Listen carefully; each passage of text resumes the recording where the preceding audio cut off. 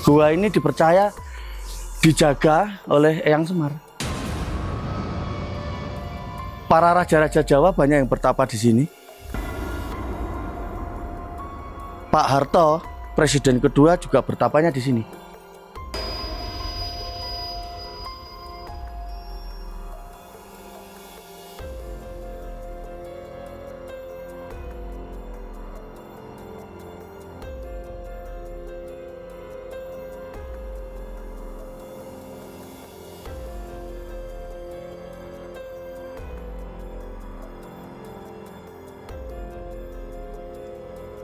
Assalamualaikum warahmatullahi wabarakatuh.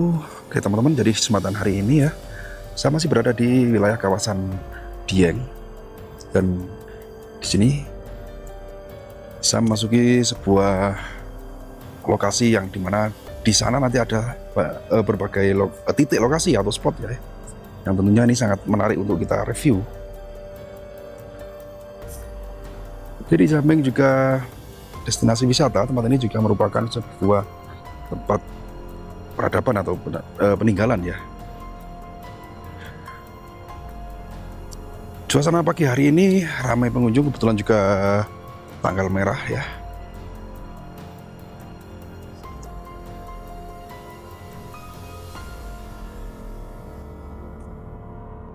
Nah, di sini teman-teman, ini yang dinamakan Telaga Warna. Kenapa disebut Telaga Warna? Jadi dikelilingi pegunungan Dieng yang lebih dikenal dengan nama Telaga Warna. Mungkin warnanya ada hijau, ada apa gitu ya. Dan mungkin juga kalau agak siang hari mantul warnanya. Karena ini masih uput-uput, masih pagi, jadi dominan warna lebih hijau. Kita geser ke kanan, yang di sana banyak spot yang tentunya kita akan suguhkan ke pemirsa semuanya. Kita tayangkan di video ini. Ini sangat luar biasa ya tempat ini. Warga dan pengunjung ramai hari ini.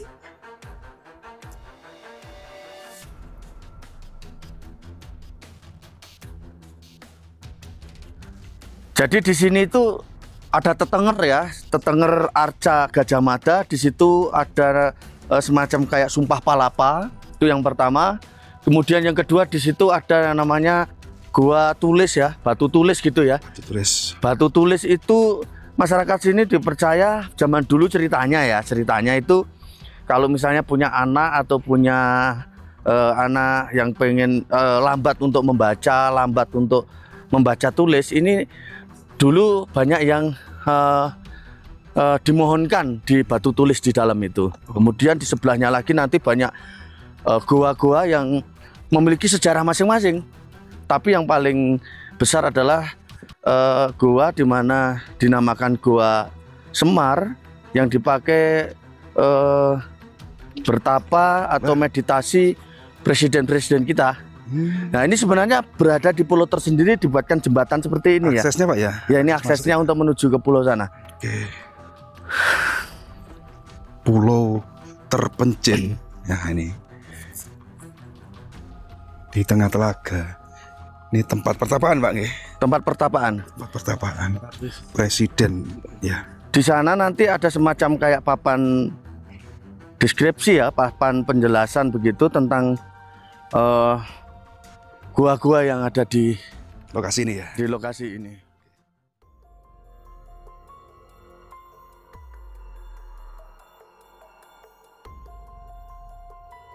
Jadi kalau teman-teman lihat, memang tempat ini menunjukkan keasriannya sendiri, sehingga ketika orang healing di sini mencari ketenangan sangat mendukung. Ini ada semacam kayak cemara-cemara gunung ya, dan sejuk. Kenapa? Ya, presiden-presiden kita itu ketika menjalani spiritual memilih tempatnya ya sangat berkelas sekali ya. Pohon-pohonnya.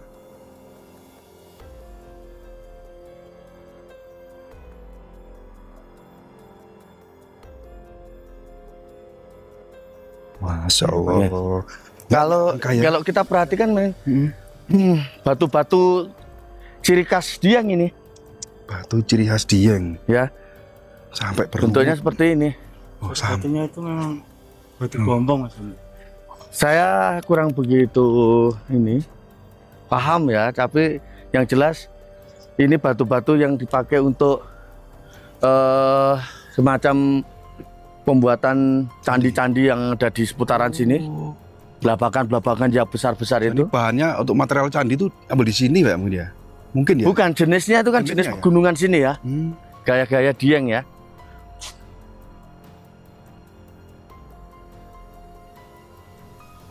Tadi malam itu malam Selasa apa ya, Kliwon ya. Memang untuk para masyarakat itu, masyarakat spiritualis mengadakan acara di Sini, apa Pak, namanya? Dia di Gua Semar. Gua Semar. Gua Semar. Ini sudah tua ya. Iya. Sudah. Memang aslinya, vegetasinya aslinya di sini nih ya.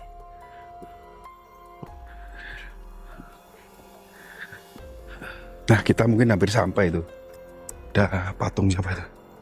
Itu sudah jam ada itu. Iya, ini prasasti ya, semacam tetenger lah.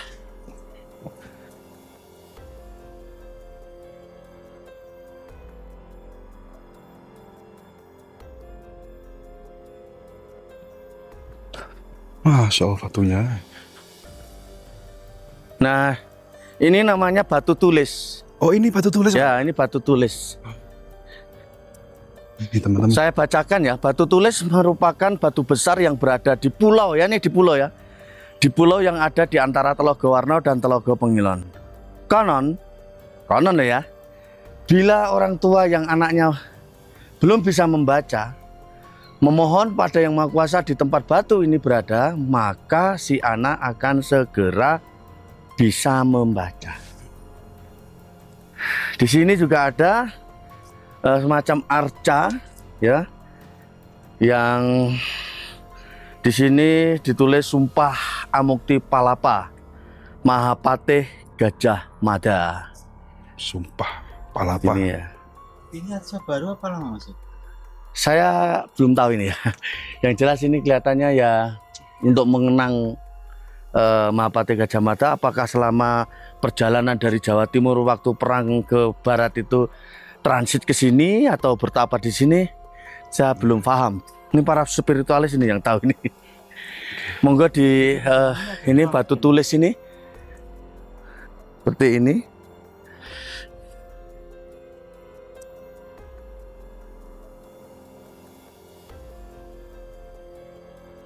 Gua apa?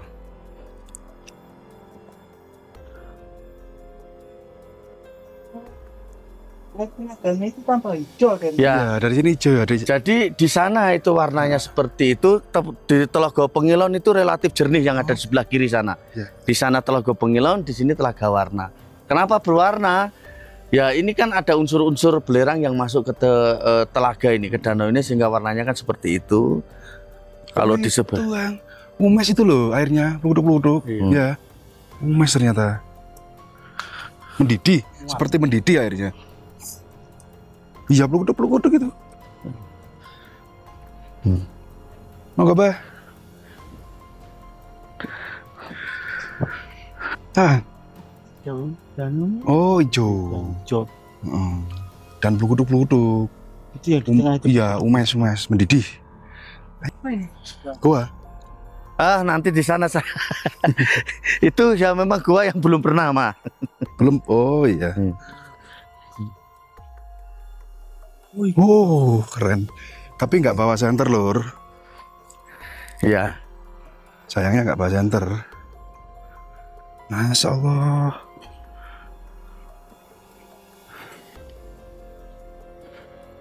Ya kita bersyukur tempatnya rekomendasi banget, bersih ya. Betul banget, Pak. Keren ini. Bersih. Keren. Dan ini ada sejarah-sejarahnya, ada gua-gua ini. Ini gua ini ya. Itu juga termasuk gua. Namanya Gua Jaran Resi Kendali Seto. Gua Jara. Ya, ini Gua Jaran Resi Kendali Seto. Jaranya Resi nih ya. Ya, di sini ada Arca Trimurti ya. Dimasuk di sana itu ada sesaji yang Gua Jaran. Gua Jaran dalam bahasa Jaran itu berarti kuda. Pada zaman dulu kala menjadi tempat bertapa seorang resi yang bernama Kendali Seto. Legenda yang ada di sini menceritakan bahwa pada suatu ketika turun hujan yang sangat deras. Seekor kuda betina kebingungan mencari tempat berteduh.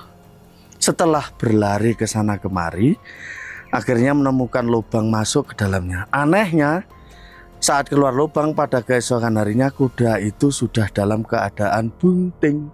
Bunting. Hamil. Oh ini. Ini.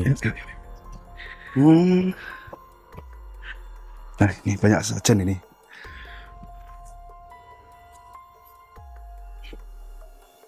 Bisa tanda ini. Gak bisa. Ya masih disakralkan ya dengan bukti ada sesajen-sesajen yang ada di sini.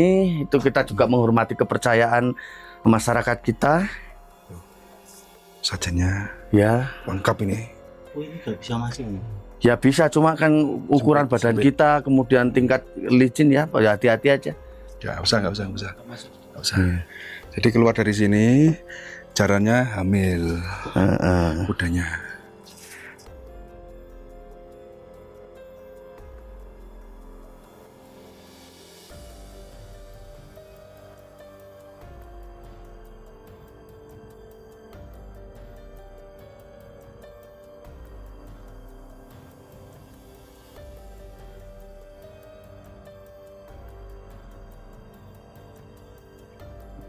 Sementara ya terkunci ya. Kalau masih pagi, monggo disut ke sana. Di sana ada sumur, gua sumur.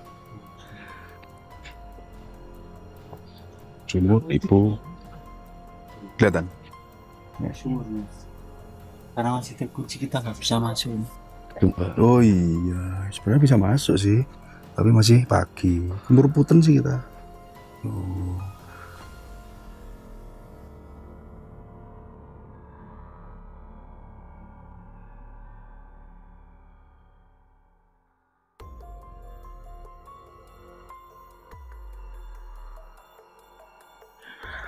Kita akan persiapan masuk ke Gua Semar.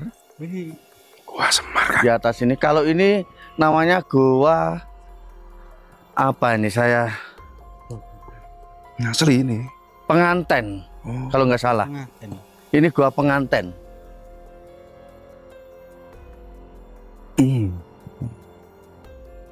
Kita shoot dari luar aja, Ya, karena nggak bawa. tetap masih ada sesajinya ya. Oh iya Pak, betul.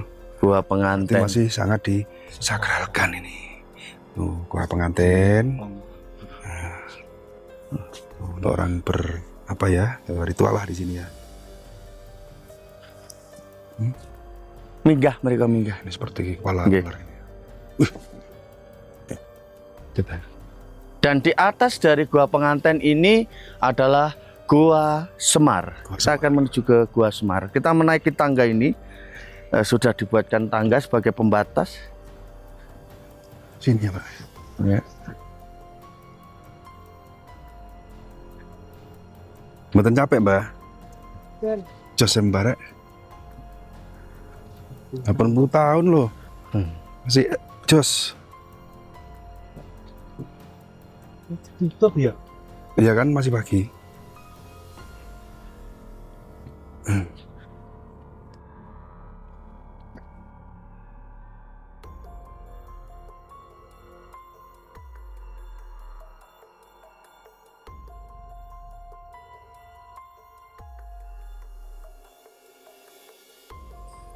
Jadi karena ini masih pagi, teman-teman semua, juru kuncinya belum ada.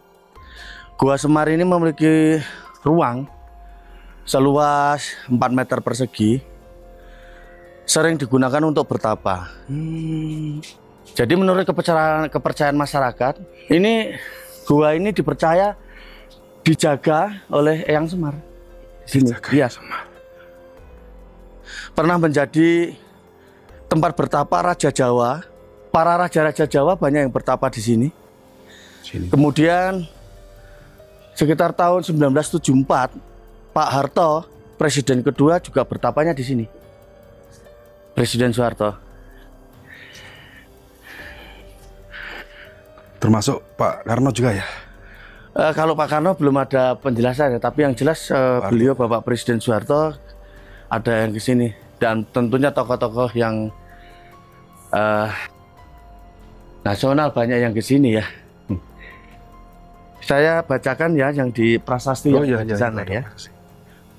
Ini aja kan? Sekolah. Jadi Gua Semar ini yaitu tokohnya itu adalah tokoh Eyang Semar, pujangga Jawa yang melakoni sebagai pamomong Pandowo. Dan kalau teman-teman semua itu nanti mengheningkan rasa di sini, kenapa? Di dalam ini ada guanya. Kalau teman-teman mau nanti kalau sudah ada juru kuncinya, ini sudah diamankan, kemudian dibuatkan pendopo seperti ini. Nanti kalau orang yang mau berdoa, ya toh, meditasi, sudah disediakan peneduh.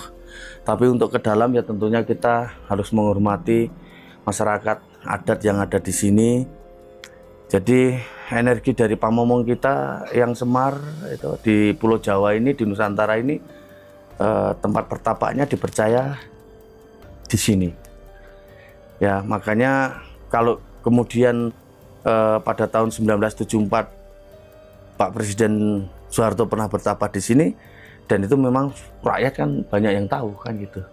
Yeah. Banyak menyaksikan, banyak mendengar gitu, hingga di dalam deskripsi sana kira-kira teman-teman daripada nanti dikiranya simpang siur bisa mengesut di sana, itu ada penjelasan bahwa Pak Presiden Soeharto itu memang benar-benar pernah bertapa di sini. Silahkan di sana.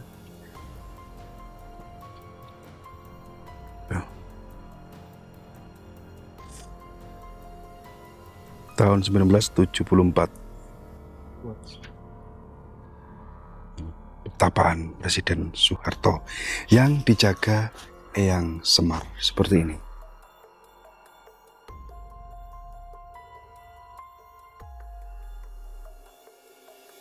Jadi teman-teman semua, di Dieng itu banyak orang, kenapa para spiritualis, khususnya para kejawen dan kepercayaan yang lain, banyak yang titik kumpulnya ada di sini sebenarnya. Titik kumpulnya ya. Karena memang Dieng memiliki vibrasi atau getaran spiritual itu ya sangat kencang sekali, dan salah satunya ada di sini. Kalau nanti teman-teman muter di sini, nanti ada goa ini, goa ini, goa ini nih, banyak ya. Silakan nanti dilanjutkan untuk berkeliling. Tinggal sebentar saja, dan saya minta tolong untuk jaga etika di tempat-tempat sakral seperti ini, tutur kata, tingkah laku, karena mau tidak mau bahwa segala sesuatu, apalagi tempat yang sebagai tempat meditasi itu kan menginginkan setiap jiwa yang datang ke sini itu memang mencari ketenangan, ketenangan, menyepi atau bergumul dalam hidupnya, mungkin dalam keadaan resah, cemas, bingung, itu jalan buntu, kemudian pada mencari tempat-tempat ini untuk berkomunikasi dengan Tuhan kan gitu.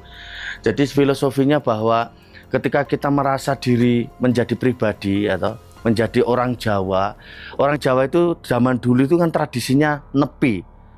Nepi itu mencari tempat yang pinggir yang sepi, menyepi, menepi. Salah satunya zaman dulu ya di gunung, di goa, di sungai, pantai dan sebagainya.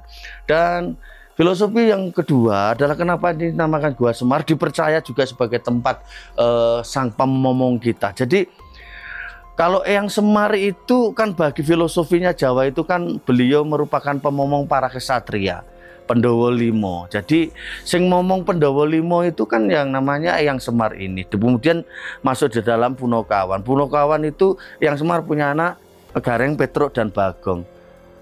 Sifatnya adalah momong. Beliau seorang dewata, tapi dalam kehidupan yang nyata sebagai pemomong menjadi bernama Ki Lurah Semar, momong kaum kesatria Pandawa Lima.